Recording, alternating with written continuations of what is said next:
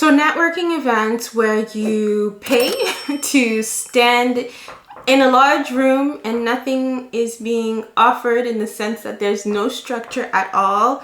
This year, I've told myself I'm not making an investment in such events because as an introvert, they just don't help me. There's no structure. There is no actual agenda. You're literally just standing around talking to random strangers. I'm not doing that anymore.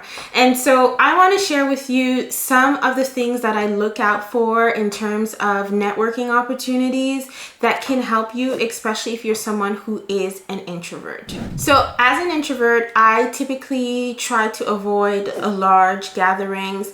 If I know that it's going to be in a conference room that takes like thousands of people, I'm not going to be the one that's going to put my hand and say, hey, I'm going to be there. Sometimes I am the speaker, so I have to be in such settings. But if it's really more for a networking opportunity, I'm more someone who will look for opportunities that are more intimate in smaller groups. So for example, recently there was a networking opportunity where some professionals went for a walk, and I found that really great. It was just a handful of people, but it was really an opportunity to get to know people more on a one-on-one basis, instead of being in this huge room where you can't actually connect with people because either it's too loud or, you know, the people that you're meeting don't really align with your background. So I typically look for stuff like that, like lunches or events that are more at a coffee shop. Those types of networking opportunities are typically the ones that work best for me as an introvert. The second thing is I go for events that are more structured. So events that have an actual agenda that they share, that has speakers lined up, or that has a group session, or that has some kind of structure that enables you to know that, okay, at this time we're going to be doing this, at this time we're going to be doing this.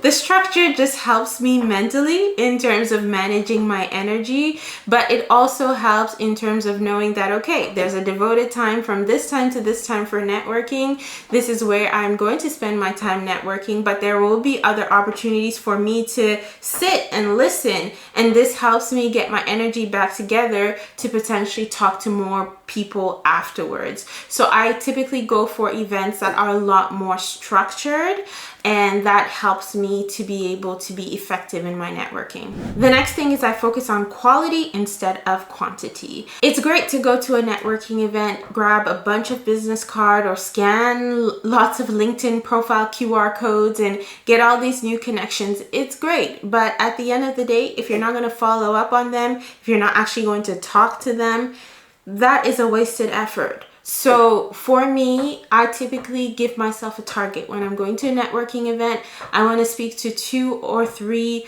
or maybe 5, depending on the event, new people. Especially in a city like where I live in Ottawa, when I typically go to networking events, there are people that I recognize that I know because they're also going to the same or very similar events. So obviously I spend some time to talk to those people, but I give myself a target of how many new people I want to interact with.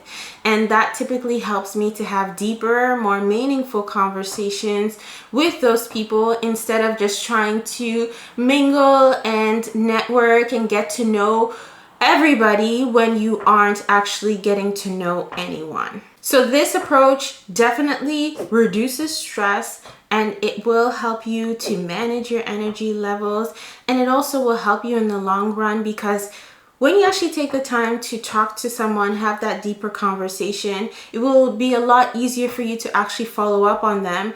And you'll have like a point of reference when you're reaching out to them afterwards, because you got to know them and there's something that maybe stood out or that they mentioned, if they have a birthday coming up or something they did in a previous trip or whatever it may be. But there's a point of reference, at least in terms of something that you can connect to that person when you are reaching out and following up on them. Choosing the right networking opportunities will allow you to not have to compromise on who you are as an introvert, and really focus on being authentic and network on your terms. That's ultimately the goal.